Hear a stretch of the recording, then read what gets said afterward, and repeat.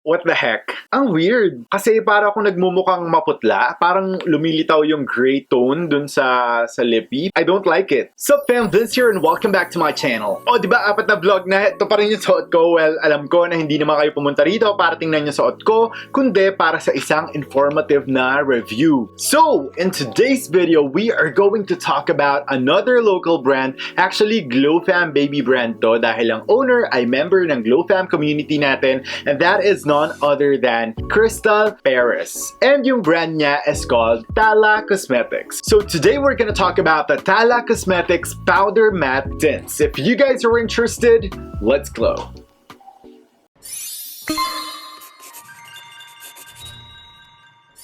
You know what, GLOFAM, wala na tayong paligoy-ligoy pa. Packaging and component of the product agad tayo. Packaging niya, wala akong problema. It was airtight sealed when I got these products bago ko pa siya i-product shot. It's simple, yes. I like that, yes. Dahil nga, hindi contaminated. Alam mong away from bacteria and viruses. And alam mong ikaw yung pinakaunang hahawak ng product. Talking about the component of the product, it's on a standard lip tint container. It has a black cap, obviously, and transparent siya na nakikita mo yung binibili mong shade dito sa Tala Cosmetics Powder Matte Tints. I think it's very minimalist. Meron lang siyang sticker na nakalagay yung brand logo nila, Tala Cosmetics. At the bottom, you will see the shade name. Ano yung hinahanap ko sa product na to? Actually, meron akong information na gustong makita, like the ingredients of the product, yung manufacturing date or yung expiration date niya, how many months bang pwede magamit yung product na to? Well, normally sa mga lipsticks, it's good for 12 months from the open date, or yung iba nag-last up to 24 months. Hinahanap ko din yung net weight ng product, if it's cruelty-free, if it's paraben-free. Lahat ng information na yon gusto kong makita sa product na to in the future kung i-remake nila tong product na to. So yun lang yung piece of advice ko for Tala Cosmetics or for any other brands na gusto maglabas ng lip tint na nasa isang transparent container. If gusto nyo talagang i-pull off yung transparent container, might as well do like a small information card na may a little bit description about the product or how the product works. Tapos nandun yung list of ingredients,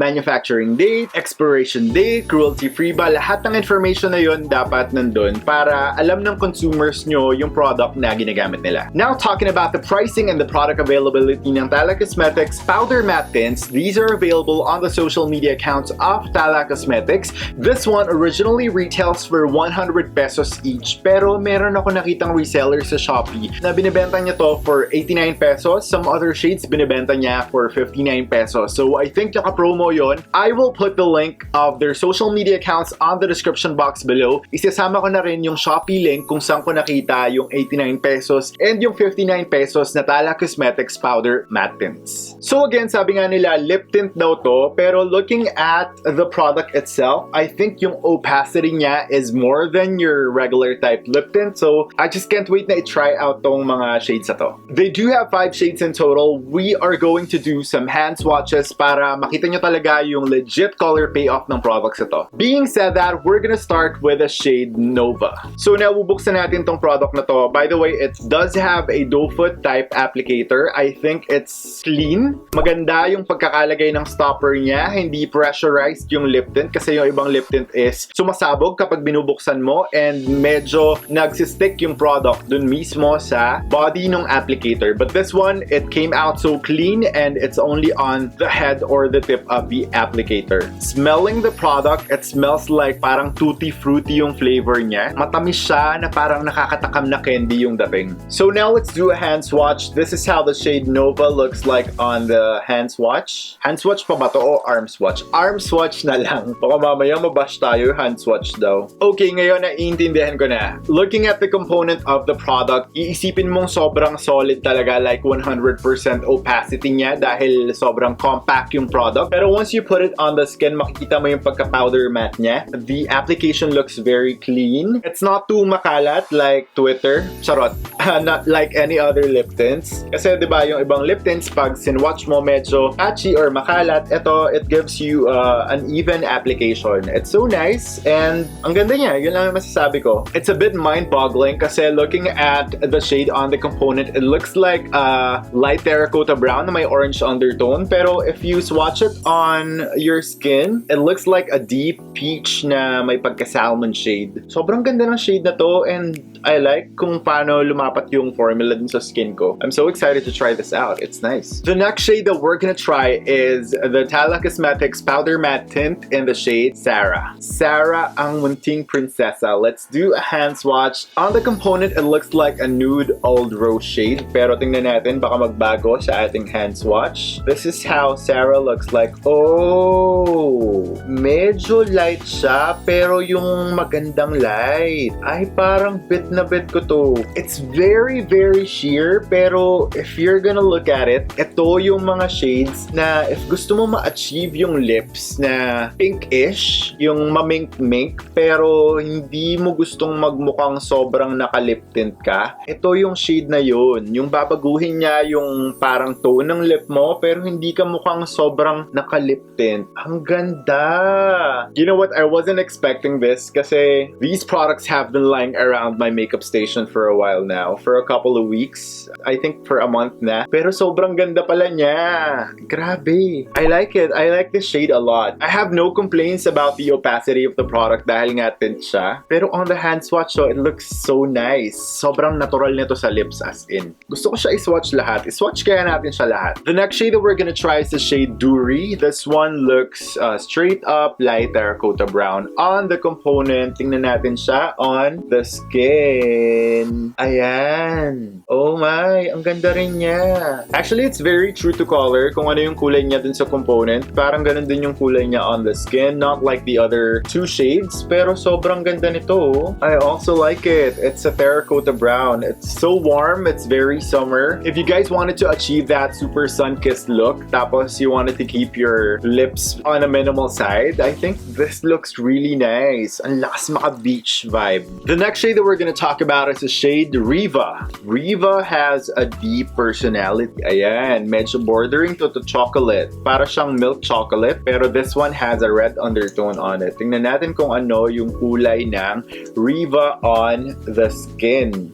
Ayan. Oh, okay. This one is on a vampy side, but not too vampy. This looks like a chocolate brown shade. Pero given the opacity, it's not too opaque. It wouldn't look too dark on your lips. This would look perfect then. If the vibe that you're going for is like a sultry o kaya medyo mysterious or medyo dramatic, and if you want to give that pop on your lips, parang very minimal eye makeup, and you wanted your lips to stand out, o kaya kung gusto nyo man lang i-overline yung lips nyo, yung parang yung lips nyo yung main focus ng buong mukha nyo, then this should be the shade for you. It looks really, really good. It has a lot of depth and personality on it. It's nice. I like it. Last shade that we're gonna talk about on the Tala Cosmetics Powder Matte Tints would be the shade Alia. Alia looks very close to the other shade. Para siyang lighter version ng Durie. Looking at the component, it looks like a nude shade. Parang super light brown. Let's do a hand swatch of the shade Alia. This is how Alia looks like on the skin. Oh, okay. Alia is giving me the same vibes nung shade na Sarah, this one, but this one is definitely lighter than Sarah. This is good for people with lighter complexion and those who just wanted to wear a very sheer lip product. This would be the shade for you. This is so nude and meron din siyang peach undertone on it, pero sobrang nude nung dating niya. These are how all the shades looks like. Parang gusto ko sila i-swatch lahat. You know what guys, swatch natin lahat. Buburahin ko lang yung lip product na meron ako ngayon. Ayan, sagad na yan dahil stain na yung natitira sa aking labi. Okay, now we're gonna start with the shade Nova. It's this one. Tingnan natin kung maganda siya sa lips. I'm going to do a gradient lip lang para ma-appreciate nyo naman. Ah! This is nice. Ang ganda nito pang gradient lip, sobrang fresh ng dating niya. And what I like about the formula is it's not too liquidy to the point na magdadrip dun sa loob ng lips mo and baka mag-stain yung teeth mo. It's not like that. It stays on the lip and it's very lightweight. I feel like I'm not wearing anything right now. And yung scent and lasa niya is a bit sweet, but it's not bothering me. It's nice. I like it. The next shade that we're gonna try is the shade Sarah. This is how the shade Sarah looks like. Tingnan natin. Ito yung may pagka-pink. Tingnan natin kung magiging mamink-mink ang aking labi. Sobrang pa-sweet ng dating. Grabe, ito yung sinasabi ko sa inyong sobrang natural lang na pink. It canceled out yung dark undertone ng aking lip. I do have dark lips, pero pag suot mo tong Sarah, ang lakas maka-fresh. Yung parang baby yung lips mo. Gustong gusto ko to. Alam mo, kung hindi dark yung lips mo, magsa-stand out talaga to ng magandang maganda. Well, if you have dark lips like me, maganda rin naman siya kasi maganda naman, di ba? Ganda naman sa labi ko. Gustong gusto ko to. Ito, pwede ko tong suotin on a daily basis. Nakikita ko kasi sobrang light niya and ang lakas maka-fresh. I think favorite ko na to. The next shade that we're gonna try is the shade Durie. This is how the shade Durie looks like. So now let's give it a roll. So this is the shade Durie. Ayan, medyo chocolatey siya. This is how the shade Durie looks like on my lips. Nakikita ko na pag suot-suot ko na siya, nagpo-pop out yung orange undertone ng Durie. And tama nga yung verdict ko. This is perfect for summer. It's very warm and ang lakas maka-sunkissed ng vibe niya as in. Yung parang pag ganito yung suot mo, ang sarap pumunta sa beach. Sobrang ganda. Alam nyo, Glow Fam, walang tapon pa tong collection na to. Sobrang gusto ko. As in, nagugustuhan ko talaga siya. It's not too intense. It's not too light. I mean, perfect na perfect lang talaga siya. No joke, honest review tayo. I mean, bihira ako magkagusto ng mga gantong klaseng mga lip tint kasi sometimes yung ibang ganto, it's drying on the lips. Pero ito, yung shades niya on point, yung formula niya, it's very nice. Alam mo, Crystal Perez, if you're watching this, you should make a lot of these and dapat mas ma-promote mo pa to kasi ang ganda talaga niya. The next shade that we are going to try is the shade Riva. Ito, yung medyo milk chocolate. Tingnan natin. Pero medyo may red undertone. Tingnan natin kung maganda.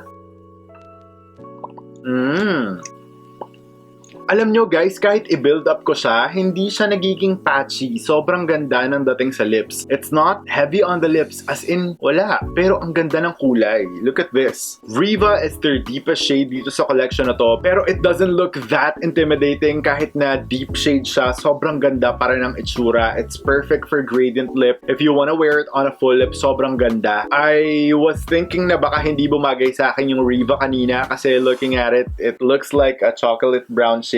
Pero looking at my lips right now, I mean, wow. My lips are stained right now, kaya pag gumagawa ako ng mga lip tint review, hindi ko talaga dapat i-swatch lahat kasi hindi naman nakikita yung totoong color payoff niya. Pero this time, itatry ko kasi sobrang gandang-ganda ako sa mga shades. The last shade that we're gonna try is the shade Alia. This is from the Tala Cosmetics Powder Matte Collection. Ito na yung lightest shade nila. Tingnan natin kung babagay ba sa akin to. No.